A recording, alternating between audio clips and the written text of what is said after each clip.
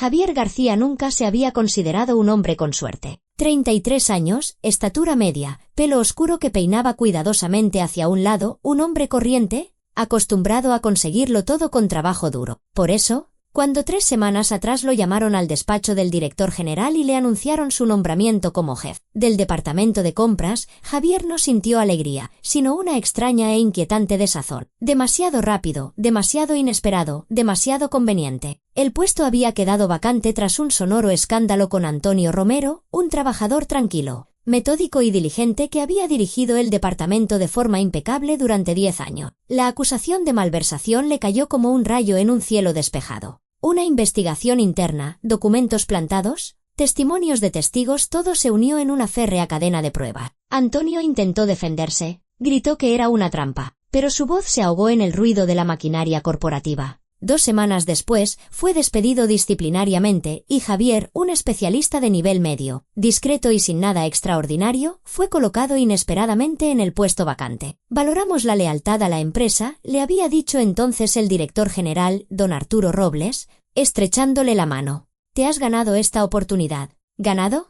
Javier no podía quitarse de la cabeza que no había hecho nada especial. Simplemente, estaba en el lugar adecuado en el momento adecuado, cuando necesitaron a alguien conveniente. Esos pensamientos le asaltaban con especial insistencia esa noche, mientras estaba sentado en un caro restaurante en el corazón de Madrid, en una mesa preparada para conocer a los padres de su prometida. A su izquierda, Catá estaba nerviosa. Llevaba 6 meses con ella, una esbelta rubia de rasgos suaves y con la costumbre de juguetear con un fino anillo de oro en su dedo anular. Estaba claro que ella estaba más preocupada que él. No te preocupes, le susurró, apretando su mano bajo la mesa. Les vas a encantar. Papá ya ha oído muchas cosas buenas de ti. Javier asintió, pero algo dentro de él se encogió. ¿Cómo podía el padre de Catá haber oído hablar de él? Era la primera vez que se veían. Don Juan Herrero apareció con 15 minutos de retraso. Un hombre corpulento de más de 60 años, con un traje perfectamente planchado y un pesado sello de oro en el anular. Su apretón de manos fue firme, su mirada, evaluadora,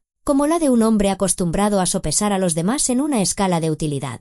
Así que tú eres el yerno, masculló, sentándose a la cabecera de la mesa. Bueno, ya veremos. Doña Isabel, la madre de Catá, llegó 5 minutos más tarde, pero su entrada fue mucho más teatral. Una mujer alta y cuidada, de unos 50 y tantos, con el pelo recogido en un moño severo y una mirada aguda y penetrante. El vestido que llevaba costaba claramente más que el sueldo mensual de Javier, y su perfume era tan intenso que eclipsaba el aroma de los platos. «Javier, querido», canturreó, extendiéndole la mano como si esperara que se la besara. «Catá nos ha hablado tanto de ti». Javier rozó galantemente sus dedos con los labios, sintiéndose como un personaje de una obra de teatro pasada de moda. La cena comenzó con formalidad. Los camareros se movían entre las mesas, trayendo platos cuyos nombres hacían que Javier se sintiera como un paleto. Trajeron ostras, luego tartar de salmón, algo con trufas. Todo aquello parecía más un decorado que comida. Don Juan comía en silencio. Doña Isabel dejaba caer de vez en cuando alguna frase de cortesía. Catá se esforzaba por mantener la conversación, y Javier observaba. Los padres de Catá cuchicheaban constantemente. Intercambios de miradas breves, casi imperceptibles. Un ligero asentimiento de don Juan. Una sonrisa apenas perceptible de doña Isabel. Como si estuvieran jugando su propia partida, y los demás simplemente estuvieran sentados a la mesa como parte del atrezo. Cuando trajeron el plato principal, don Juan sacó su teléfono y se acercó a la ventana. Javier oyó por casualidad un fragmento de la conversación. «Bueno, al jefe de departamento ya lo hemos colocado. El resto depende de vosotros». Javier se quedó helado. ¿Qué significaba eso? Al jefe de departamento ya lo hemos colocado. ¿A quién? A él. Miró a doña Isabel. Ella estaba sentada con una ligera media sonrisa, sorbiendo su vino, y su mirada estaba fija en algún punto por encima de la copa, directamente en él, como si estuviera evaluando una compra. «Cariño, estás muy pensativo hoy», notó Catá, tocándole la mano. «¿El trabajo?», se excusó Javier, intentando sonreír. Don Juan volvió a la mesa, guardó el teléfono y se sirvió un brandy de la licorera. «Por el encuentro», dijo brevemente y se bebió la copa de un trago. Doña Isabel levantó su copa de vino y miró a Javier con la misma extraña y penetrante sonrisa. «Pues nosotros brindaremos por otra cosa», dijo, y en su voz había una nota que le heló la sangre a Javier. «Por tu ascenso, yernito. Ha costado mucho esfuerzo, pero ha merecido la pena». Hizo un gesto al camarero. que apareció al instante a su lado con una bandeja. En ella había una sola copa con un denso vino tinto, llena casi hasta el borde. El camarero la colocó justo delante de Javier. A los demás les estaban sirviendo de otra botella. Javier lo notó por el rabillo del ojo. «Esto es especial para usted», sonrió el camarero. «El mejor vino de la casa». Katá comentó alegremente: «Mamá, qué detalle». Pero Javier miraba la copa y sentía como se formaba un nudo de ansiedad en su interior. Las palabras de la madre de Katá resonaban en su cabeza. «Ha costado mucho esfuerzo». ¿Qué había costado? ¿A quién? ¿Y por qué hablaba como si su ascenso fuera mérito de ellos? Cogió la copa, se la llevó a los labios y, en ese momento, el mundo estalló en un caos. Un camarero que pasaba con una bandeja de sopa de marisco tropezó. El líquido caliente voló por el aire y cayó directamente sobre doña Isabel. La mujer soltó un chillido, se levantó de un salto y volcó la silla. La sopa, espesa, ambarina y claramente hirviendo, se extendió por su caro vestido, dejando manchas de grasa. «¡Idiota!», gritó don Juan, poniéndose en pie. «Que venga el encargado». Inmediatamente. El camarero, pálido como el papel, balbuceaba disculpas mientras ofrecía servilleta. Katá corrió hacia su madre. Todo el restaurante se quedó en silencio, mirando su mesa. Javier, por inercia, volvió a dejar la copa en la mesa sin haber probado un sorbo. Y fue entonces cuando oyó una voz baja justo a su espalda, casi un susurro, que se abría paso a través del ruido. «No se le ocurra beber. Le espero en la entrada de servicio. Se lo aseguro, se sorprenderá». Javier se giró bruscamente. A su lado pasaba una joven camarera, delgada, con el pelo oscuro recogido en una coleta y unos ojos serios, casi desesperados. No se detuvo, no se giró, simplemente pasó de largo con una bandeja, pero su mirada se cruzó con la de él por un segundo, y Javier comprendió que no era una casualidad. Volvió a mirar la copa. El denso vino tinto se mecía en el cristal transparente, de aspecto inofensivo. «Javier, ¿estás bien?».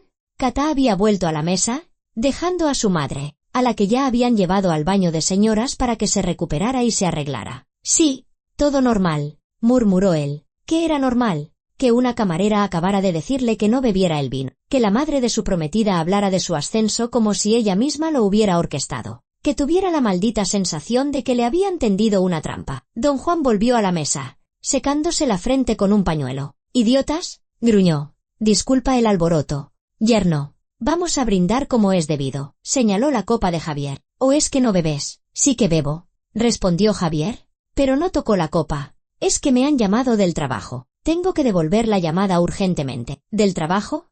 ¿Ahora?». Don Juan frunció el ceño. «Disculpen». Javier se levantó, intentando parecer tranquilo. «Es sobre un contrato importante. 5 minutos, no más». Salió de la mesa sin esperar respuesta. Katá lo miraba con perplejidad, don Juan, con mal disimulada irritación. Pero Javier ya se dirigía a la salida, sintiendo con cada paso cómo crecía una extraña y alarmante sensación. Algo no iba bien aquí, definitivamente, no iba bien. El pasillo que conducía a las zonas de servicio era estrecho y mal iluminado. Javier pasó junto a un cartel que decía «Solo personal autorizado» y empujó una pesada puerta. La entrada de servicio daba a un pequeño patio lleno de contenedores de basura y cajas de botellas vacías. Allí le esperaba la camarera. La chica estaba de pie junto a la pared, visiblemente nerviosa. Al verla de cerca, parecía aún más joven que en el salón.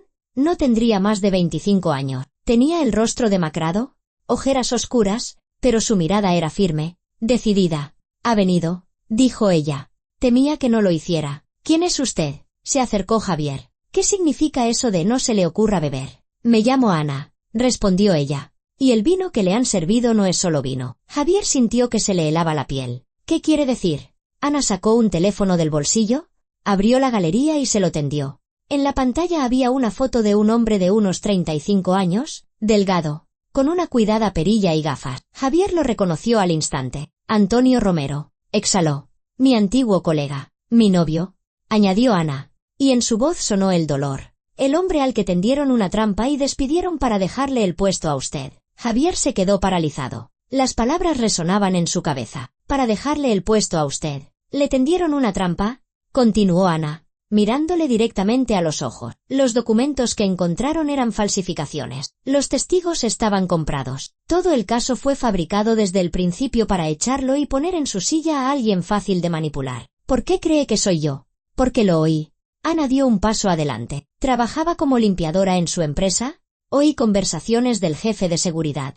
Vi a su futura suegra ir a la oficina a ver al director general. Discutieron candidaturas, y la suya les pareció la más conveniente. Javier sentía que el suelo se hundía bajo sus pies. «Es una locura», murmuró, pero su voz sonó insegura. «¿Una locura?». Ana sonrió con amargura. «Entonces, ¿por qué su suegra ha pedido hoy un vino especial para usted? ¿Por qué se lo entregó personalmente al gerente del restaurante con la instrucción de que fuera solo para Javier? ¿A los demás de otra botella?». «Lo vi con mis propios ojos cuando preparaba su mesa». Javier guardó silencio. En su cabeza, todo encajaba: el extraño comportamiento de los padres de Catá, sus cuchicheos, las palabras de doña Isabel. «Ha costado mucho esfuerzo». «¿Qué hay en el vino?», preguntó con voz ronca. «Un tranquilizante», dijo Ana rápidamente, como si temiera que la interrumpieran. «No es veneno, solo un fármaco que te vuelve dócil, relajado. Media hora después de beberlo, te sentirás apático. Aceptarás cualquier cosa, y entonces tu suegro sacará unos papeles sobre una colaboración entre su empresa y tu departamento. Los firmarás medio dormido mientras te graban con una cámara oculta. Y así, ya no serás solo una persona conveniente en el puesto adecuado. Serás un cómplice». Javier sintió que el corazón se le aceleraba. «¿Cómo lo sabe?». «Escuché una conversación de su suegra por teléfono anteayer, cuando cenaba aquí con una amiga». Ana sacó una memoria USB del bolsillo. «Y grabé algunas cosas de las que oí cuando aún trabajaba en su oficina. Aquí hay grabaciones de audio. Conversaciones del jefe de seguridad con el padre de su prometida. Discuten cómo le tendieron la trampa a Antonio, y cómo piensan asegurarse de que usted colabore». Le tendió la memoria USB. Javier la tomó con dedos tembloroso. «¿Por qué hace esto?», preguntó con voz rasposa. «Porque Antonio ahora no encuentra trabajo. Su reputación está destrozada. Estamos ahogados en deuda. ¿Y a usted planean convertirlo en lo mismo?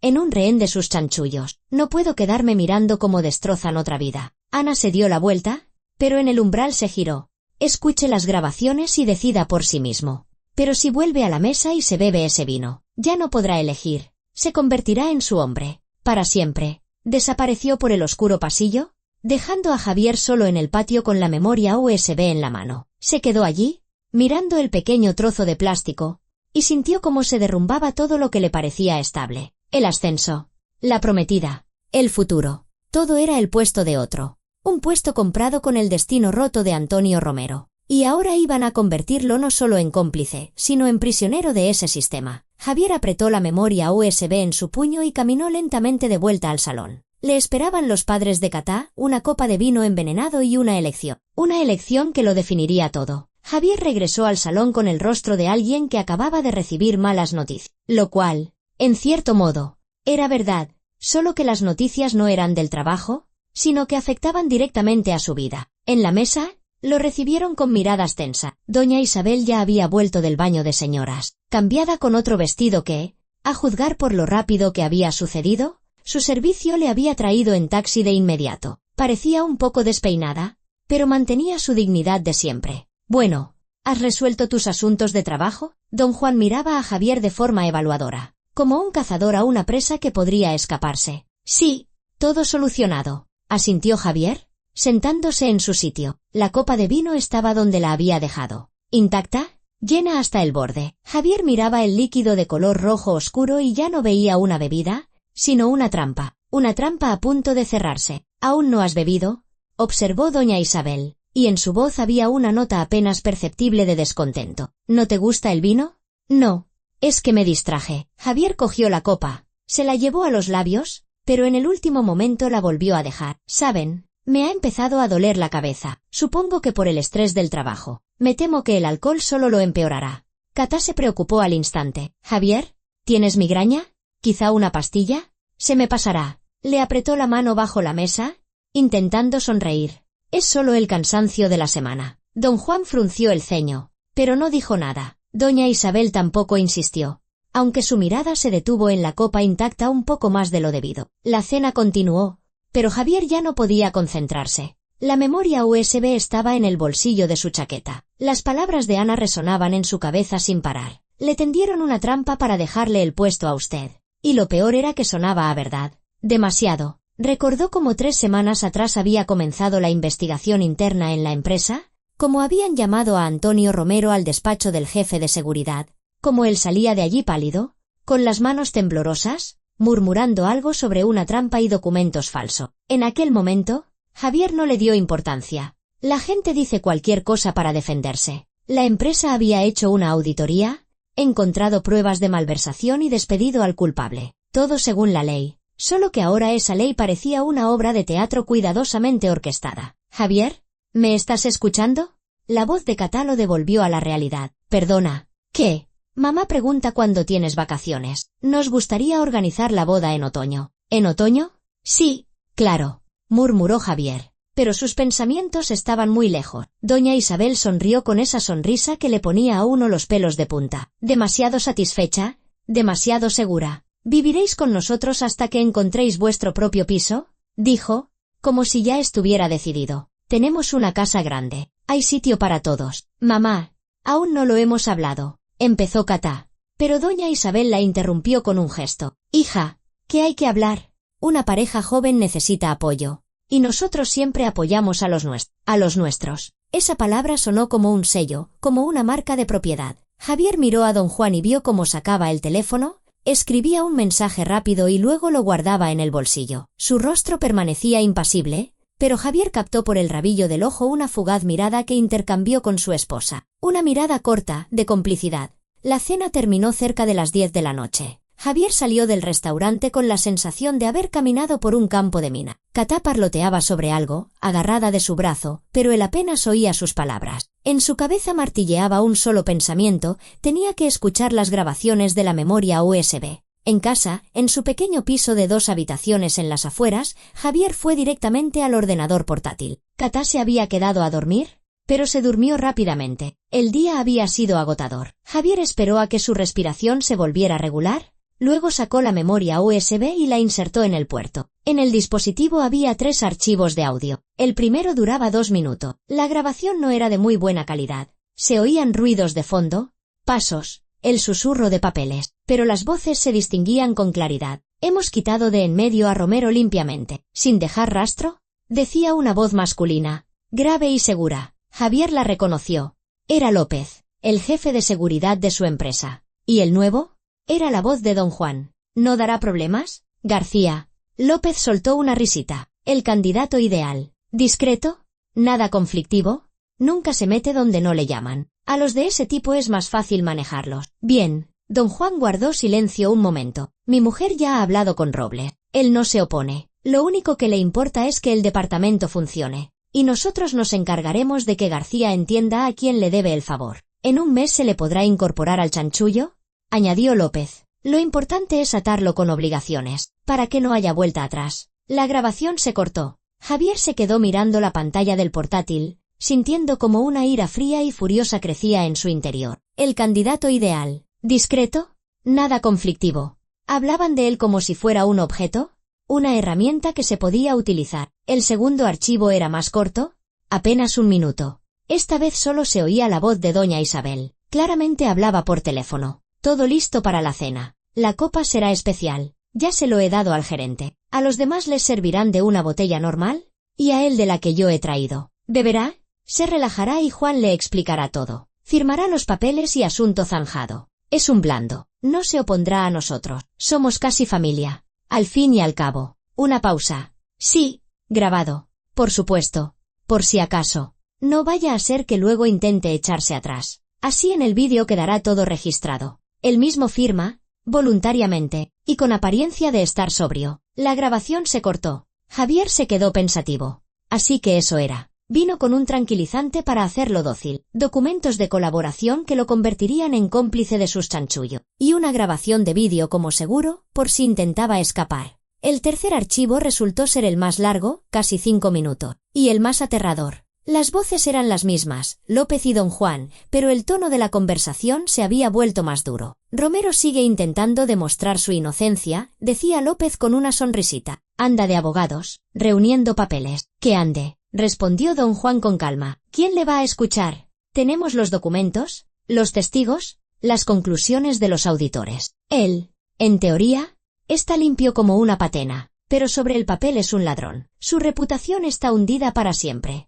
Me da pena el chaval. La verdad», dijo López inesperadamente. «Trabajaba bien, solo que no entendió a tiempo lo que se esperaba de él». «¿Qué no entendió?». se rió don Juan. Si a él se le ofreció entrar en el chanchullo. Yo mismo hablé con él hace un año. Se negó. Idiota. Dijo que no quería infringir la ley. ¿La ley? Como si viviéramos en un cuento de hadas. Pero ahora su puesto lo ocupa alguien más dócil. López suspiró. Al menos García no se rebelará. Ya ha entendido que una carrera no es solo talento. Además, pronto entrará en mi familia. ¿Él todavía no ha entendido nada? Se burló don Juan. Pero lo entenderá. Pronto. La grabación terminó. Javier arrancó la memoria USB del portátil como si le quemara los dedos. Así que habían intentado reclutar a Antonio Romero. Él se negó.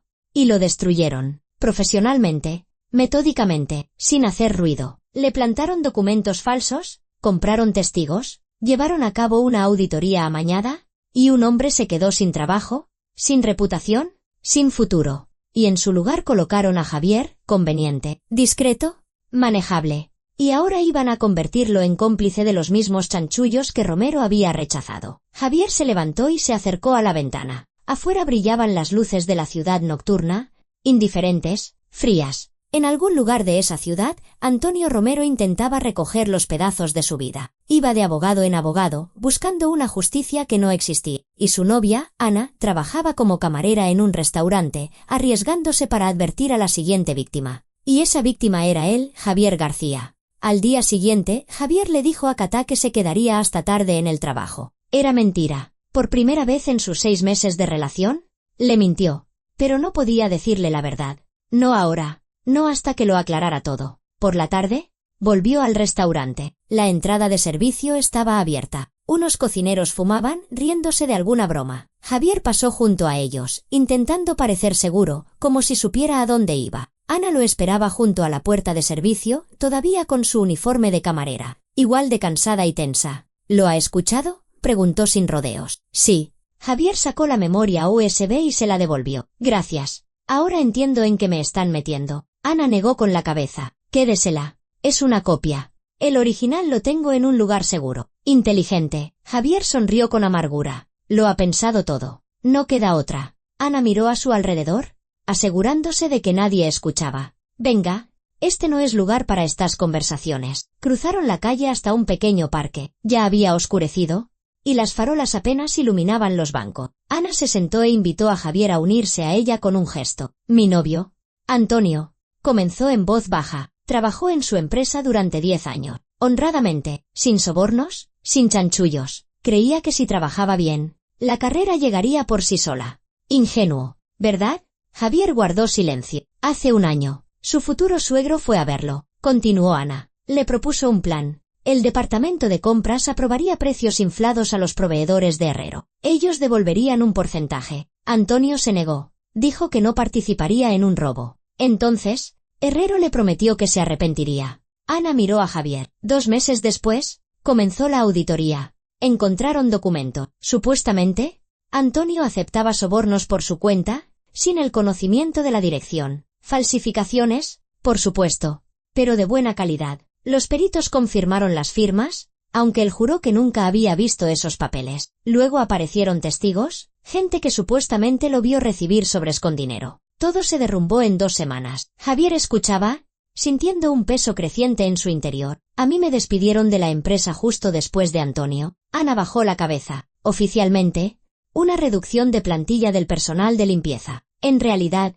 para que no habláramos de más, encontré trabajo en el restaurante, donde suelen ir sus jefes y socio. Escuchaba, memorizaba, grababa cuando podía. Y hace 3 días, oí la conversación de doña Isabel. Estaba organizando esta cena y mencionó su nombre. Entonces comprendí que habían encontrado un reemplazo para Antonio. Lo miró fijamente. Le harán lo mismo que querían hacerle a él. Solo que usted no se negará, porque no sabrá lo que está pasando hasta que sea demasiado tarde. Se beberá el vino, firmará los papeles y ya estará atrapado. No habrá vuelta atrás. Javier se cubrió el rostro con las manos. Dios mío, exhaló. De verdad pensaba que me había ganado este ascenso. Usted no tiene la culpa. Simplemente resultó conveniente. Pero ahora tiene una opción que Antonio no tuvo. ¿Qué opción? Javier la miró. Si me niego, me destruirán igual que a él. Posiblemente, asintió Ana. Pero si se calla, ¿se convertirá en cómplice? Y luego en víctima. Tarde o temprano, también se desharán de usted cuando ya no les sea útil. Así funciona este sistema. Javier guardó silencio. La elección era imposible. ¿Carrera o conciencia? ¿Futuro o verdad? ¿Cata o justicia? ¿Dónde está su novio ahora? Preguntó finalmente. ¿En casa? Suspiró Ana. Buscando trabajo. Pero nadie contrata a una persona con una mancha así en su expediente. Vivimos con mi sueldo de camarera. Nadie nos ha perdonado el crédito de la hipoteca que él pidió. Un mes más y nos echarán a la calle. Javier se imaginó a Antonio Romero, aquel profesional tranquilo y metódico con el que a veces se cruzaba en los pasillos de la oficina. Un buen hombre, honesto, y ahora destrozado por la codicia de otro. ¿Quiero reunirme con él?, dijo Javier con firmeza. Necesito escuchar su versión. Todo, hasta el último detalle. Ana lo miró sorprendida. ¿Para qué? Porque si voy a hacer algo, necesito todos los datos, se levantó Javier. Y si me quedo al margen, al menos quiero saber la verdad sobre la persona cuyo puesto he ocupado. Ana asintió en silencio y sacó su teléfono. Mañana por la tarde le diré que vendrá. Se intercambiaron los números y Javier se marchó, sintiendo como una decisión crecía en su interior, lenta pero inexorablemente. El puesto de otro, comprado al precio del destino de otro. Y ahora le tocaba decidir si aceptarlo o luchar. Una elección que lo cambiaría todo. Al día siguiente, Javier trabajó en piloto automático. Reuniones, informes, llamadas a proveedores. Todo pasaba por su mente como si estuviera viendo una película sobre la vida de otra persona. Sus compañeros notaban su distracción, pero lo achacaban al cansancio. Nadie sabía que en el bolsillo de su chaqueta llevaba una memoria USB con grabaciones capaces de poner pata arriba toda la empresa. A la hora del almuerzo, llamó Cata. «Javier, mamá quiere invitarnos a cenar el sábado». Su voz sonaba alegre. «Dice que la otra vez no pudisteis hablar tranquilamente por el incidente de la sopa». Javier apretó el teléfono con más fuerza. «Cata, ¿podemos dejarlo para otro momento?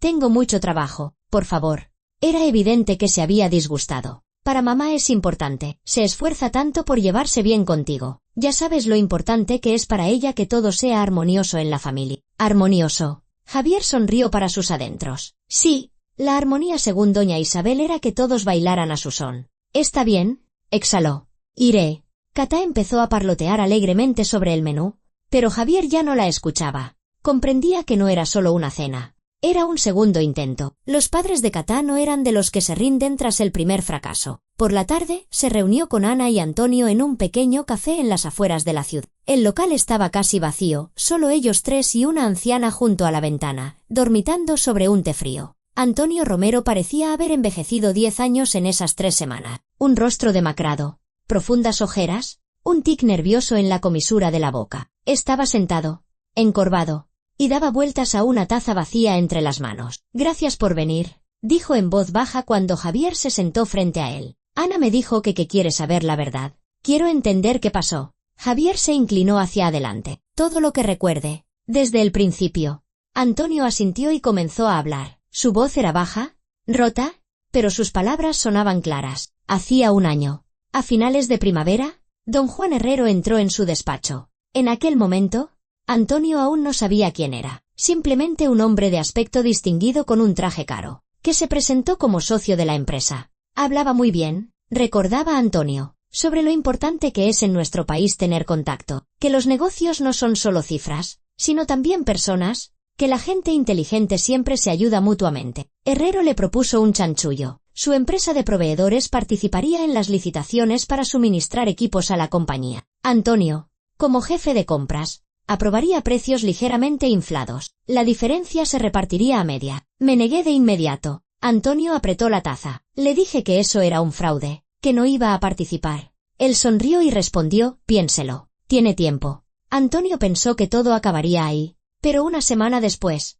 Herrero volvió a llamar, le propuso reunirse, discutirlo. Antonio se negó. Entonces vino la amenaza, velada, educada, pero comprensible. Es una pena que no quiera formar parte del equipo. Al equipo no le gustan los extraños. Y entonces empezó todo. Primero, pequeñas cosas, retrasos con los documentos, preguntas extrañas del Departamento de Seguridad, insinuaciones de los compañeros sobre ciertas auditorías. Antonio no le dio importancia. En las grandes empresas, las auditorías son habituales. Pero un mes después, lo llamaron al despacho de López, el jefe de seguridad. Puso una carpeta delante de mí. Antonio hablaba cada vez más bajo. Había documentos, contratos, órdenes de pago, recibos. Llevaban mi firma, pero, lo juro, Nunca los había visto. Eran falsificaciones. López le comunicó fríamente que la empresa estaba llevando a cabo una investigación interna por malversación. Los testigos afirmaban que Antonio recibía comisiones de los proveedores. Los documentos lo confirmaban. Un peritaje caligráfico demostró que las firmas eran auténticas. Intenté explicarme, demostrarlo. Antonio cerró los ojos. Dije que me estaban tendiendo una trampa. Exigí un peritaje independiente. López se negó. Dijo que la empresa tenía su propio servicio de seguridad y que ellos se encargarían. La investigación duró 2 semanas. Durante ese tiempo, a Antonio lo suspendieron de empleo, le confiscaron el portátil y el teléfono de la empresa, y lo interrogaron una y otra vez. Sus compañeros lo evitaban como si fuera un apestado. Ana, que trabajaba como limpiadora en la oficina, le contó que había oído una conversación de López con alguien de la dirección. Caso cerrado. Herrero está contento. Pronto pondremos a nuestro hombre. El final era predecible. Despido disciplinario por malversación de bienes del empleador, sin indemnización y con una mancha en su expediente laboral. Intenté llevarlos a juicio. Antonio abrió los ojos, y en ellos había tanto dolor que Javier desvió la mirada. Contraté a un abogado con mis últimos ahorros, pero la empresa presentó todos los documentos, los testigos, las conclusiones. El juez ni siquiera me escuchó. El caso se cerró en 1 semana. ¿Y los testigos?, preguntó Javier. ¿Quiénes eran? ¿Un guardia de seguridad de la entrada, que supuestamente me vio recibir un sobre de un desconocido? Antonio sonrió con amargura. Una secretaria que de repente recordó haberme oído hablar por teléfono sobre dinero. Y un gerente del departamento de ventas que afirmó que le pedí que no registrara una transacción en los documentos. Toda esa gente o bien dejó la empresa justo después del juicio, o recibió un ascenso. Ana puso una mano en el hombro de Antonio. Él cubrió la mano de ella con la suya, y Javier vio cómo le temblaban los dedos. Me han destrozado, susurró Antonio. Ya no puedo confiar en nadie. Me despierto por la noche bañado en sudor frío, pensando que vendrán a rematarme. Ana trabaja por los dos para que no nos echen a la calle. Y yo, simplemente existo. Javier sentía cómo crecía la angustia en su interior. A este hombre lo habían destruido. Profesionalmente, metódicamente, sin posibilidad de defensa. Y todo para dejarle el puesto a uno de los suyos. A él. A Javier García. Yo no lo sabía, dijo con voz ronca. Juro que no sabía que mi ascenso. Usted no tiene la culpa. Antonio lo miró con ojos cansados. Simplemente resultó conveniente, discreto, manejable. A mí también me consideraron conveniente al principio, hasta que me negué a participar en sus chanchullos. Ahora intentarán destrozarlo a usted de la misma manera. No. Javier se enderezó. No lo harán. Ana y Antonio se miraron. ¿Qué piensa hacer?, preguntó Ana con cautela. Todavía no lo sé. ¿Se levantó Javier? Pero no permitiré que me conviertan en cómplice, y no los dejaré a ustedes en este agujero. Se fue del café con una firme decisión que lo asustaba y lo inspiraba al mismo tiempo. Por delante estaba el sábado, la cena con los padres de Cata, el segundo intento de atraparlo en la red, pero ahora sabía la verdad y estaba dispuesto a actuar. El sábado llegó demasiado rápido. Javier fue a casa de los Herrero en taxi, un chalet en una urbanización de lujo a las afueras de Madrid, detrás de un alto muro con seguridad en la entrada. Cata lo recibió en la puerta, radiante. Mamá estaba deseando que llegara esta noche, parloteó, besándole la mejilla. Prométeme que serás amable. Lo prometo, mintió Javier. La cena se sirvió en un gran comedor con una lámpara de araña de cristal y cuadros con marcos dorados. Lujoso, ostentoso, agobiante. Don Juan ya estaba sentado a la cabecera de la mesa, hojeando unos papeles. Doña Isabel se afanaba con los cocineros. Sí, tenían servicio doméstico personal. Javier, cariño. Ella se deshizo en una sonrisa. Siéntate. No seas tímido. Ya eres casi de la familia. Casi. Javier captó esa palabra y comprendió que él, casi, se convertiría en, del todo, tan pronto como hiciera lo que esperaban de él. La cena comenzó con formalidad. Los mismos platos exquisitos, las mismas conversaciones triviales sobre nada. Pero Javier veía cómo los padres de Cata se miraban, intercambiando señales apenas perceptibles. Se estaban preparando para algo. Cuando sirvieron el postre, don Juan comenzó. Javier, hablemos de negocios, dijo con solemnidad. Llevas un mes en tu nuevo puesto. ¿Qué tal te siente? Bien, respondió Javier con cautela. Me estoy adaptando. Adaptando. Don Juan sonrió. Buena palabra. Significa que entiendes que el puesto no es solo un despacho y un sueldo, sino también responsabilidad. Y contactos. Papá, quizá ahora no. Intentó intervenir Cata, pero su padre la silenció con un gesto. ¿Silencio? Hija, Es una conversación de hombres. Sacó varias hojas de una carpeta y las puso delante de Javier. ¿Este es un contrato de colaboración entre mi empresa y tu departamento?, explicó don Juan. Nada complicado. Nosotros suministramos el equipo, tú apruebas las compras. Todo oficial, todo documentado. Javier echó un vistazo rápido al texto. Formalmente, todo parecía legal, contrato de suministro, precios, plazos. Pero ya había escuchado las grabaciones. Sabía lo que se escondía detrás de esas bonitas formulaciones. Precios inflados, comisiones, chanchullos. Necesito tiempo para estudiarlo, dijo Javier, apartando los papeles. No hay tiempo. Don Juan frunció el ceño. La licitación es en una semana. Hay que aprobarlo ahora. Entonces entregaré los documentos a los abogados de la empresa. Que le echen un vistazo rápido. Al diablo con los abogados. Herrero levantó la voz, pero se controló al instante. Perdona. Es que, como comprenderás, somos casi familia. No necesitamos intermediarios. Doña Isabel se levantó, se acercó a Javier y le puso una mano en el hombro. El contacto fue cálido, pero le provocó un escalofrío. Javier, arrulló. Estamos tan contentos por ti. Has conseguido un ascenso. Has encarrilado tu vida. ¿De verdad crees que ha sido una casualidad? Javier levantó la vista hacia ella. ¿Acaso no lo ha sido? Se hizo una pausa. Doña Isabel y don Juan se miraron. Por supuesto que no. Don Juan sonrió. Nosotros te ayudamos. Hablamos con la gente adecuada en tu empresa. Les convencimos de que eras el candidato idóneo. ¿Les convencieron? ¿Sintió Javier que la sangre le hervía? ¿O quitaron de en medio a quien estorbaba? El silencio se volvió ensordecedor. Catá lo miró asustada. Javier, ¿de qué hablas? Hablo de Antonio Romero. Javier se levantó. Del hombre al que despidieron para ponerme a mí en su lugar. Don Juan se puso rojo de ira. ¿De qué demonios estás hablando? A Romero lo despidieron por malversación. Está demostrado. Demostrado con documentos falsos y testigos comprados. Javier dio un paso adelante. Sé cómo fue todo. Le propusieron entrar en su chanchullo. Se negó. Y ustedes lo destrozaron. Javier. Doña Isabel palideció. ¿Cómo te atreves a decir algo así en nuestra casa? Me atrevo porque es la verdad. Javier se giró hacia Catá. Catá, lo siento. Pero tus padres no son quienes aparentan ser. Catá lo miraba con los ojos muy abiertos, en los que se mezclaban el miedo, la ofensa y la incomprensión. Te has vuelto loco, susurró. ¿Por qué dices todo esto? Porque me están proponiendo ser cómplice de un robo. Javier señaló el contrato. Estos papeles no son solo una colaboración. Son un chanchullo que me convertirá en la misma marioneta que intentaron hacer de Romero. Don Juan se levantó lentamente de la mesa. Su rostro parecía de piedra. En sus ojos se reflejaba una furia fría. Tú eres nuestro hombre. Quieras o no, dijo entre diente. Tu ascenso es mérito nuestro. Tu destino está en nuestras manos. Firma estos papeles y vivirás bien. Si te pones tonto, recuerda lo fácil que nos resulta destrozar carrera. Ya hemos destrozado una. Destrozaremos otra. Javier sintió un escalofrío recorrerle la espalda. La amenaza era directa, sin rodeos. Lo pensaré, dijo lentamente. Denme tiempo. Estudiaré los documentos, lo consultaré. ¿Con quién lo consultarás? Doña Isabel se acercó a él. ¿Con ese fracasado de Romero? ¿O con su patética novia camarera? Javier se quedó helado. Lo sabían. Sabían de sus encuentros con Ana y Antonio. ¿Creías que no te vigilábamos? Sonrió don Juan.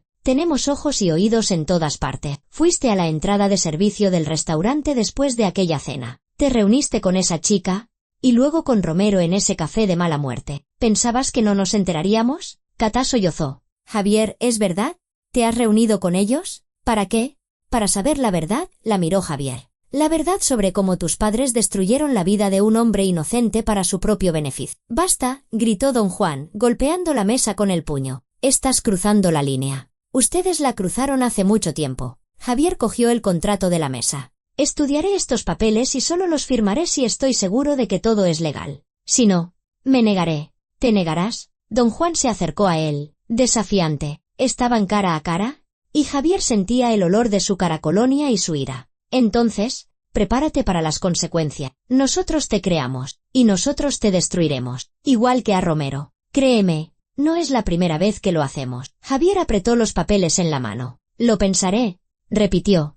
Una semana es tiempo suficiente. Don Juan rechinó los dientes, pero asintió. Una semana. Pero ten en cuenta que negarte te costará todo. Tu trabajo, tu reputación. Y a mi hija. Se giró hacia Catá. Cariño, si este idiota se niega, romperás con él. ¿Entendido? Katá estaba pálida, con los labios temblorosos. Miró a su padre, luego a Javier, y asintió lentamente. Javier salió del chalet con el contrato en las manos y la certeza de que la guerra había comenzado. Tenía una semana, 7 días para decidir si rendirse o luchar, 7 días para elegir entre una mentira cómoda y una verdad peligrosa. Y ya sabía lo que iba a elegir. Javier recibió la mañana del domingo en su apartamento, en completa soledad.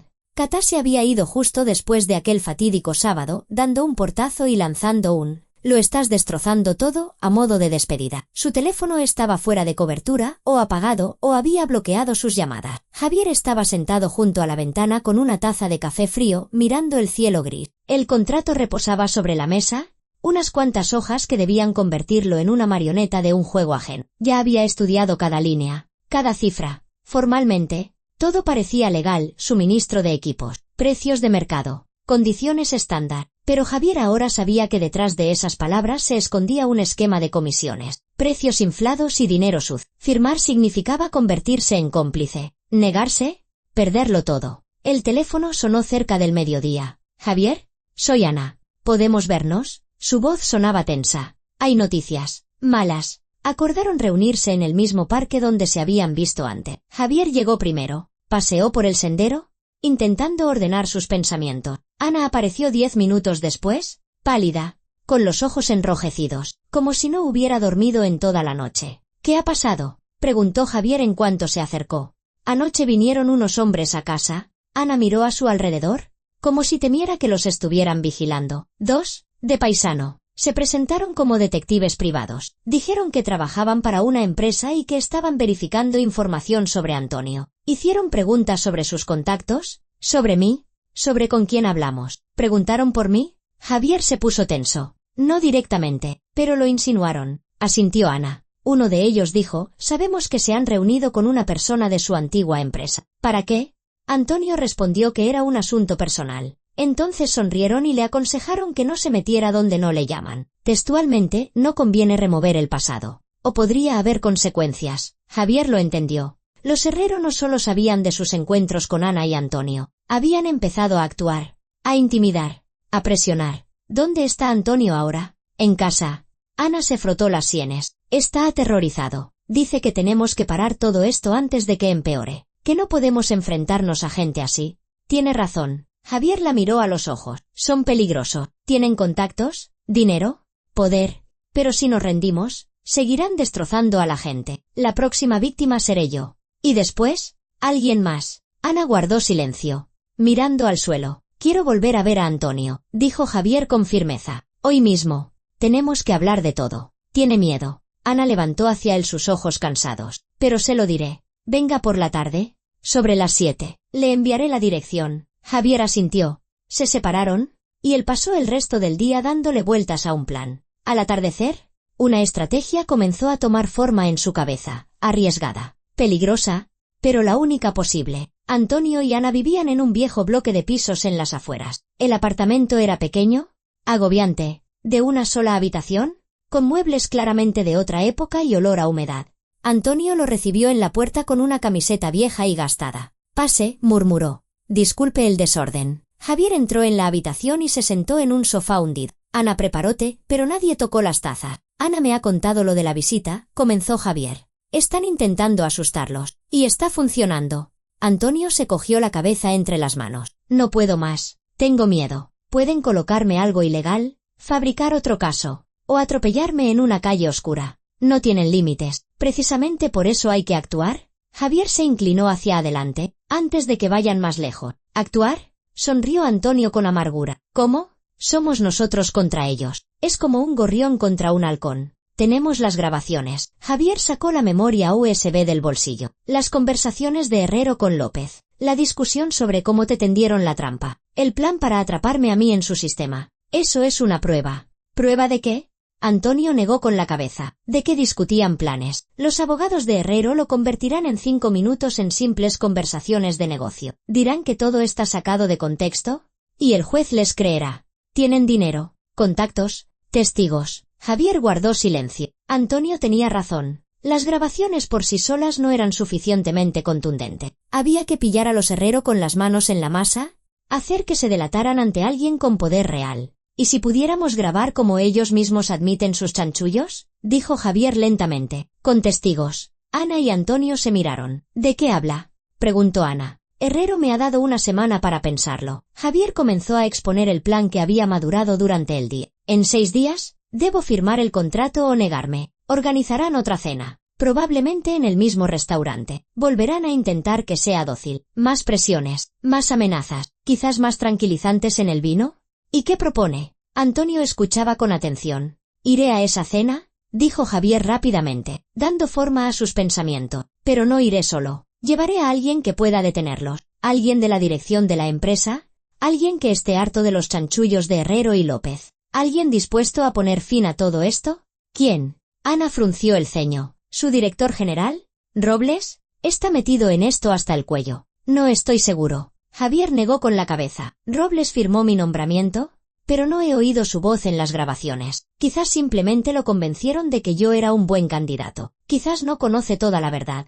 O quizás sí la conoce y participa. Hay que comprobarlo. ¿Cómo? Lo miró Antonio con escepticismo. Iré a hablar con él directamente. Javier se levantó y empezó a caminar por la habitación. Le daré la memoria USB con las grabaciones. Le contaré toda la historia. Si es honesto, ayudará. Si no, habrá que buscar otras vías. ¿Y si va corriendo a contárselo a Herrero? Ana se abrazó a sí misma. Lo destruirán en un par de días. El riesgo existe. Javier se detuvo. Pero no veo otra salida. No podemos ir a la policía. ¿Allí se necesitan pruebas irrefutables? No grabaciones de audio de origen dudoso. No podemos ir a juicio. Herrero tiene un ejército de abogados. Solo nos queda alguien con poder dentro de la empresa. Antonio guardó un largo silencio, mirando al suelo. Luego, asintió lentamente. De acuerdo. Inténtelo. Pero tenga cuidado. Robles es una figura ambigua. Sabe aparentar que está limpio incluso cuando está metido en el fango hasta los codos. Lo tendré, prometió Javier. Discutieron los detalles durante media hora más. Ana le mostró en el teléfono varias fotos que había logrado hacer en el restaurante. El gerente recibiendo la botella de vino de doña Isabel, los camareros recibiendo instrucciones especiales. Eran pequeños detalles, pero juntos formaban un cuadro completo. Al irse, Javier se detuvo en el umbral. Gracias por no rendirse. Muchos en su lugar se habrían dado por vencidos. No tenemos otra opción. Ana sonrió con cansancio. Si no lo intentamos, acabarán por aplastarnos del todo. Javier salió a la calle con la sensación de que tenía por delante una semana decisiva. El lunes por la mañana, pidió una reunión con el director general. La secretaria de Robles se sorprendió. Normalmente, los jefes de departamento no acuden directamente al director general sin un motivo de peso, pero lo apuntó para el miércoles, al final de la jornada laboral. Javier pasó 2 días en una preparación febril, volviendo a escuchar las grabaciones, elaborando una cronología de los hechos, reuniendo todo lo que pudo encontrar sobre los vínculos de Herrero con la empresa. Resultó que la empresa de Don Juan había ganado 5 grandes licitaciones para el suministro de equipos en el último año. Las sumas eran considerables, los precios en el límite superior del mercado y a veces incluso un poco por encima. Catá seguía sin dar señales de vida. Javier intentó llamarla varias veces, pero ella rechazaba las llamadas. Una vez contestó, pero colgó de inmediato en cuanto oyó su voz. Le dolía, un dolor agudo y cortante, pero Javier sabía que no había vuelta atrás. Había tomado una decisión. El miércoles amaneció gris y lluvioso. Javier trabajó todo el día en piloto automático, esperando la reunión de la tarde. A las 6, subió al último piso del edificio, donde se encontraba el despacho del director general. Don Arturo Robles lo recibió cordialmente. Un firme apretón de manos, una amplia sonrisa, una oferta de café. Un hombre canoso, de unos 50 años, con una mirada penetrante. Hizo que Javier se sentara en un sillón frente a su escritorio y preguntó: «Te escucho, Javier. ¿A qué se debe la urgencia?». Javier sacó la memoria USB y la puso sobre la mesa. «Don Arturo, necesito contarle algo. Tiene que ver con mi nombramiento. Y no solo con eso». Robles frunció el ceño, cogió la memoria USB y la hizo girar entre sus dedos. «Intrigante. Habla». Y Javier se lo contó. Todo. Desde el principio, desde la cena con los padres de Catá hasta la visita a Antonio y Ana. Sobre las grabaciones, los chanchullos, la trampa a Romero. Sobre cómo estaban intentando convertirlo a él en cómplice a través del contrato con la empresa de Herrero. Robles escuchó en silencio. Su rostro se fue ensombreciendo gradualmente. Cuando Javier terminó, se hizo el silencio. «¿Entiendes la gravedad de estas acusaciones?», dijo finalmente Robles. «Lo entiendo». Javier asintió. Por eso he traído las pruebas. Escuche las grabaciones. Robles insertó la memoria USB en el ordenador y se puso los auriculares. Durante los siguientes 10 minutos, escuchó y Javier vio cómo cambiaba la expresión de su rostro, de escéptica a sombría y luego a abiertamente furiosa. Cuando terminaron las grabaciones, Robles se quitó los auriculares y exhaló pesadamente. Desagradable, dijo entre dientes. Sabía que Herrero andaba en algo turbio. ¿Pero hasta este punto? ¿No lo sabía?, preguntó Javier con cautela. Sospechaba de los chanchullos con los precios inflados. Robles se frotó el puente de la nariz, pero pensaba que eran menudencia, la típica corrupción a nivel medio. ¿No imaginaba que estuvieran tendiendo trampas a la gente? Destrozando vidas. A Romero lo despedí porque López me presentó pruebas irrefutables de malversación. Ahora entiendo que todo estaba amañado. ¿Qué va a hacer? Javier sintió que una pequeña esperanza comenzaba a brotar en su interior. Robles se levantó y paseó por el despacho. A López lo despediré de inmediato. Con él está todo claro. Es el principal ejecutor de estos chanchullos. A Herrero le comunicaré que todos los contratos con su empresa quedan rescindidos. A Romero lo readmitiré en su puesto y le pagaré una indemnización. ¿Y yo? Javier se quedó inmóvil. Robles lo miró atentamente. Tú te quedas. No tienes la culpa de que te hayan utilizado. Es más, has demostrado una gran integridad al venir a verme. No todo el mundo es capaz de hacer eso. Javier exhaló aliviado. Pero Robles continuó, sin embargo. Hay que hacer las cosas bien para que Herrero no se escape, para que no pueda demandarnos por difamación o ruptura de contrato. ¿Cómo?, preguntó Javier. Robles se quedó pensativo y luego sonrió lentamente. La sonrisa de un hombre al que se le ha ocurrido un plan. Decías que van a organizar otra cena, donde se supone que debes firmar el contrato. Sí, este sábado. Herrero insistió. Perfecto. Robles volvió a sentarse en su escritorio. Esto es lo que haremos. ¿Irás a esa cena? ¿Te comportarás con naturalidad? ¿Que piensen que te has rendido? ¿Qué estás dispuesto a firmar? Que repitan sus amenazas, que admitan sus chanchullos. Graba todo con una grabadora. Y yo iré allí más tarde, supuestamente por una reunión de negocios casual, y les daremos una sorpresa. Javier sintió un cosquilleo en la espalda, una mezcla de miedo y emoción. ¿Quiere pillarlos con las manos en la masa? Exacto, asintió Robles. Llevaré conmigo a un abogado y, quizá, a un representante de la policía. Todo quedará grabado. Y entonces no tendremos solo grabaciones de audio del pasado, sino una confesión reciente. Es peligroso. Javier se humedeció los labios secos. Si algo sale mal, todo saldrá bien. Robles lo miró con firmeza. Porque estoy harto de que en mi empresa ocurran estas cosas. Herrero y su mujer creen que son intocables. Es hora de demostrarles lo contrario. Discutieron los detalles durante una hora más. ¿El plan era arriesgado? Pero bien pensado. Javier debía actuar como si se hubiera rendido. ¿Ir a la cena? ¿Dejar que los herreros saborearan la victoria y, entonces, atacar? Al salir del despacho de Robles, Javier sentía una mezcla de alivio y ansiedad. ¿Alivio? Porque había encontrado un aliado. ¿Ansiedad? Porque le esperaba un juego en el que se jugaban sus vidas y sus destinos. Por la tarde, se reunió con Ana y Antonio en el mismo café y les contó su conversación con Robles. ¿Está de nuestro lado?, preguntó Ana con incredulidad. Eso parece, asintió Javier. Estaba furioso cuando escuchó las grabaciones. Prometió readmitir a Antonio en su puesto. No creí que fuera posible, exhaló Antonio. Pensé que todo había terminado. Aún no ha terminado, lo abrazó Ana. Hay una oportunidad.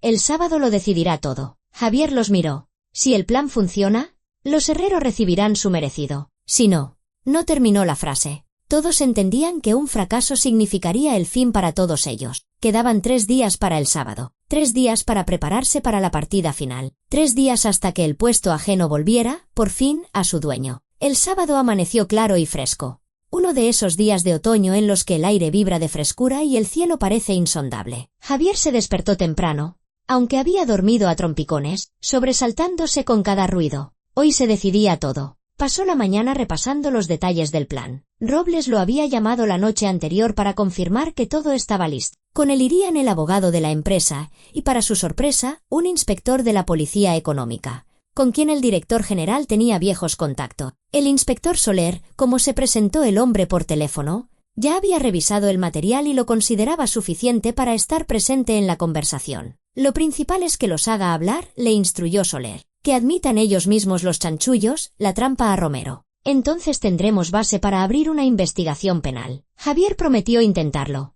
pero por dentro se encogía de miedo. ¿Y si no era capaz? ¿Y si los herreros olían la trampa? A las 3 de la tarde llamó Cata. Por primera vez en una semana. Javier. Su voz sonaba cansada. ¿Vendrás hoy? Mis padres te esperan. Papá ha dicho que es la última oportunidad. Iré, respondió Javier. Lo prometo. Hubo una pausa. Oía su respiración al otro lado de la línea. ¿Por qué haces esto? Preguntó finalmente en voz baja. ¿Por qué no puedes simplemente aceptar? Vivir una vida normal, como todo el mundo. Porque como todo el mundo. En este caso, significa ser cómplice de un delito. Javier se sentó al borde de la cama. Katá, tus padres le han destrozado la vida a un hombre inocente. Quieren utilizarme para sus chanchullos. Eso no está bien. Son mis padres. En su voz se oían lágrimas. No puedo simplemente darles la espalda. No te pido que les des la espalda. Javier se frotó el puente de la nariz. Te pido que veas la verdad. En lo que se han convertido. Katá sollozó y colgó. Javier se quedó un buen rato mirando la pantalla apagada del teléfono, sintiendo como el corazón se le encogía de dolor. Amaba a esa chica, pero el amor no debía ser ciego. El restaurante lo recibió con el brillo familiar del cristal y una luz tenue. La misma sala, la misma mesa junto a la ventana. Los padres de Katá ya estaban sentados. Don Juan a la cabecera, doña Isabel a su derecha. Katá, enfrente, pálida y abatida. Aquí está nuestro héroe. Don Juan se levantó, tendiéndole la mano. El apretón fue firme, casi doloroso. Espero que lo hayas pensado bien. Lo he pensado. Javier se sentó en su sitio. Doña Isabel lo recorrió con una mirada evaluadora. No tienes buena cara, querido. Malas noches. Suele pasar. Javier esbozó una sonrisa cansada. Mucho trabajo. Pronto será menos. Don Juan hizo un gesto al camarero, que al instante comenzó a servir el vino. Cuando empecemos a colaborar, yo me encargaré de parte de la organización. Tú solo tendrás que aprobar los documentos, el resto es cosa nuestra. Javier observó cómo se llenaban las copas. Esta vez, a todos les servían de la misma botella. Seguramente decidieron no arriesgarse con una copa separada después del fracaso anterior, o simplemente estaban seguros de que lo habían doblegado. La cena comenzó. Trajeron los entrantes, luego los platos principales. La conversación era lánguida. Todos esperaban el momento clave. Katá permanecía en silencio, levantando de vez en cuando una mirada triste hacia Javier. Doña Isabel mantenía una conversación trivial sobre el tiempo y las últimas noticias. Don Juan comía concentrado, pero Javier veía que miraba el reloj constantemente. Cuando los camareros retiraron los platos y trajeron el postre, don Juan se reclinó en su silla y sacó de su maletín la carpeta familiar. Bueno, Javier, dijo con solemnidad, ha pasado una semana. ¿Has estudiado el contrato? ¿Cuál es tu decisión? Javier cogió lentamente la carpeta y la abrió. Las mismas hojas, las mismas condiciones. Fingió releerlo, aunque se sabía cada palabra de memoria. ¿Alguna pregunta? Se inclinó doña Isabel. Una. Javier levantó la vista. Esto, en esencia, es un chanchullo de comisiones, ¿verdad? Precios inflados, y una parte del dinero vuelve a ustedes a través de empresas fantasma. Se hizo el silencio. Katá miró asustada a sus padres. Don Juan frunció el ceño. ¿De qué hablas? ¿De la verdad? Javier juntó las manos sobre la mesa. Hablemos claro. ¿Quieren que apruebe precios inflados para los equipos de su empresa? ¿Y a cambio qué obtengo? ¿Un porcentaje? ¿O simplemente conservar el puesto que ustedes me consiguieron? Don Juan intercambió una mirada con su esposa. En sus ojos brilló la cautela. Javier, no hay necesidad de ser tan brusco. Doña Isabel intentó sonreír. Te ofrecemos una colaboración mutuamente beneficiosa. ¿Tú nos ayudas? Nosotros te ayudamos. ¿Qué hay de malo en eso? Lo malo es que para conseguir este puesto, ustedes destruyeron a Antonio Romero. Javier lo dijo con calma, pero las palabras cayeron en el silencio como piedras en el agua. Katá ahogó un grito. Don Juan se enderezó bruscamente. ¿Qué has dicho? He dicho que le tendieron una trampa a un hombre inocente. Javier no apartó la mirada. Le propusieron entrar en su chanchullo. Se negó. Y ustedes fabricaron un caso de malversación para quitarlo de en medio y ponerme a mí en su lugar. Doña Isabel palideció. Es absurdo. ¿Quién te ha contado esas tonterías? Nadie me las ha contado. Javier sacó una grabadora del bolsillo y la puso sobre la mesa. He oído sus conversaciones. Con López. Con la dirección de la empresa. Sobre cómo quitaron de en medio a Romero limpiamente y cómo planeaban volverme dócil. Don Juan se levantó lentamente. Su rostro se congestionó. ¿Nos has estado grabando? Yo no. Javier negó con la cabeza. ¿Pero las grabaciones existen? Y son muy elocuentes. Papá, mamá, ¿qué dice? Katá agarró la mano de su madre. ¿Es verdad? Cállate. Hija. Doña Isabel la apartó bruscamente. Es mentira. ¿Una provocación? No es mentira. Javier miró a Katá. ¿Tus padres destruyeron la vida de Antonio Romero? un hombre que trabajó honradamente en la empresa durante 10 años, porque se negó a robar. ¿Y a mí querían convertirme en su reemplazo? En una marioneta manejable. Don Juan se acercó a Javier, cerniéndose sobre él. ¿Te das cuenta de que acabas de firmar tu sentencia? Sí, Seo. Te vamos a destruir. Igual que a Romero. Te arrastrarás de rodillas suplicando piedad. No lo creo. Javier permaneció sentado, aunque por dentro todo le temblaba, porque ahora no solo lo sé yo. ¿Quién más lo sabe? Se levantó doña Isabel de un salto. ¿Esa camarera patética? ¿Su novio inútil? ¿Quién les va a creer? ¿Yo? Por ejemplo. Se oyó una voz tranquila desde la entrada del salón. Todos se giraron. En el salón entraba don Arturo Robles, acompañado de un hombre con un traje formal y otro de uniforme de policía. Detrás de ellos caminaba la camarera, Ana, y a su lado, Antonio Romero. Don Juan se quedó paralizado, mirando a los recién llegados. Doña Isabel se aferró al respaldo de una silla. Don Arturo, logró articular Herrero. ¡Qué sorpresa! Para usted. Sí. Robles se acercó a la mesa y los recorrió a todos con una mirada pesada. Para mí, una reunión planeada. Lo he oído todo. Don Juan, su confesión de que le tendieron una trampa a Romero, sus amenazas a Javier. Todo está grabado. Hizo un gesto al hombre del traje, que sacó una grabadora y mostró el indicador de grabación parpadeante. Les presento, Robles señaló al policía, al inspector Soler, de la Policía Económica. Ha estado presente como testigo, y ahora tiene motivos suficientes para abrir una investigación penal. El inspector Soler dio un paso adelante. Don Juan Herrero, doña Isabel Herrero, están bajo sospecha de organizar un fraude a gran escala, falsificación de pruebas, amenazas y extorsión. Les ruego que me acompañen para prestar declaración. Es absurdo, chilló doña Isabel. No hemos hecho nada. Es una provocación. ¿Provocación? Sonrió Robles. Tenemos grabaciones de audio de sus conversaciones con López sobre la trampa a Romero. Tenemos el testimonio de Ana, que oyó cómo planeaban añadir tranquilizantes al vino de Javier. Tenemos la grabación de la conversación de hoy, donde lo amenazan con destruirlo. Y tenemos documentos que prueban los precios inflados en sus contratos con la empresa. Es más que suficiente para una investigación. Don Juan intentó recuperar la compostura. Tengo abogados, buenos abogados. Lo rebatiremos todo. Inténtenlo, asintió Robles. Pero ya he informado al Consejo de Administración de la empresa. Todos los contratos con su firma quedan rescindidos. López está despedido. Y contra ustedes se abrirá una causa penal. Ana se acercó a la mesa y miró a los Herrero. Le destrozaron la vida a un hombre que solo quería trabajar honradamente. Ahora pagarán por ello. Antonio estaba a su lado, pálido, pero con los hombros erguidos. Miraba a don Juan, y en su mirada no había odio, sino un triste alivio. Los perdono, dijo en voz baja. Vivir con esa carga en la conciencia debe ser insoportable. Vete al diablo, rugió Herrero, pero su voz tembló. Catá estaba sentada, con el rostro cubierto por las manos, llorando. Javier se acercó a ella y se arrodilló a su lado. Catá, lo siento, de verdad que lo siento, pero han hecho cosas terribles y deben responder por ello. Ella levantó su rostro bañado en lágrimas. ¿Lo has planeado todo?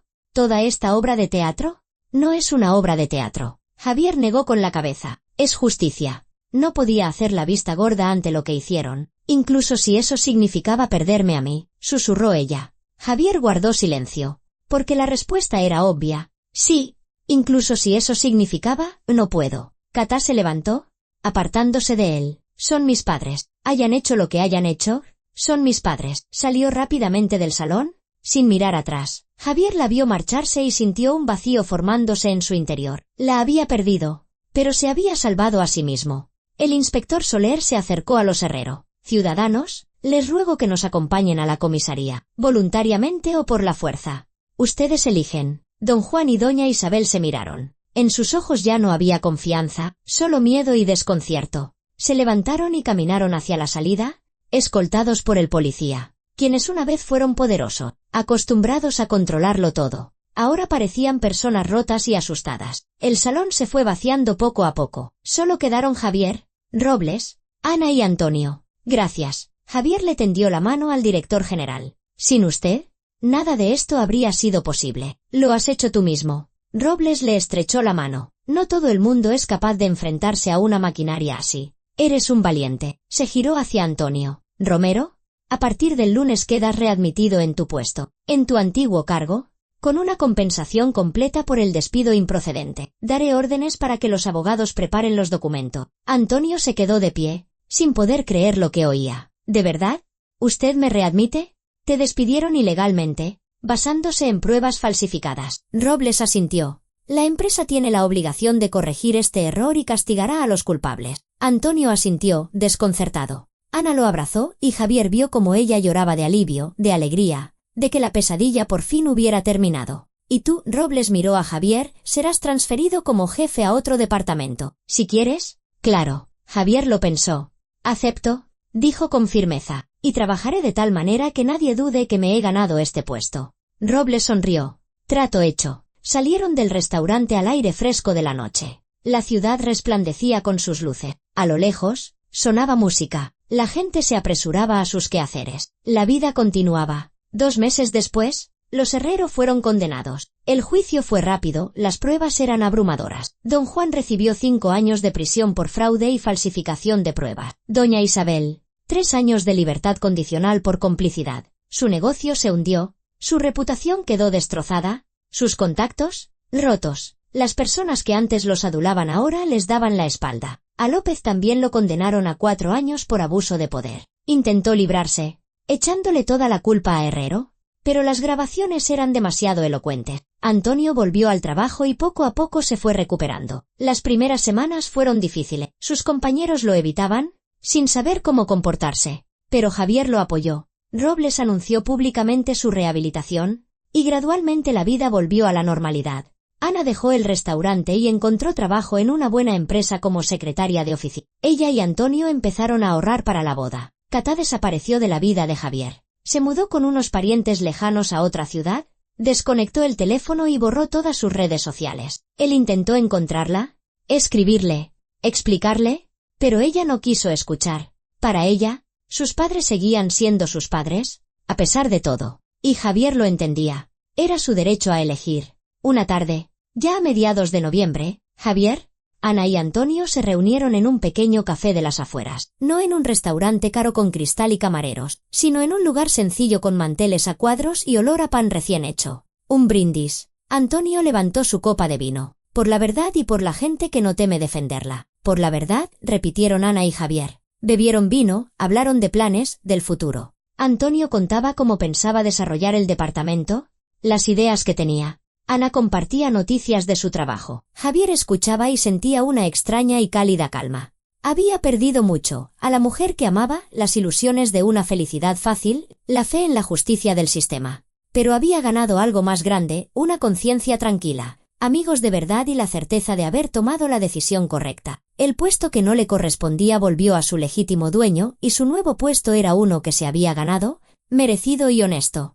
Y la tarde en el café terminó entre risas, sencillas, sinceras, sin falsedad ni cálculo. La risa de personas que habían pasado por un infierno y habían salido de él con vida. Y ese era el mejor final que podría haber.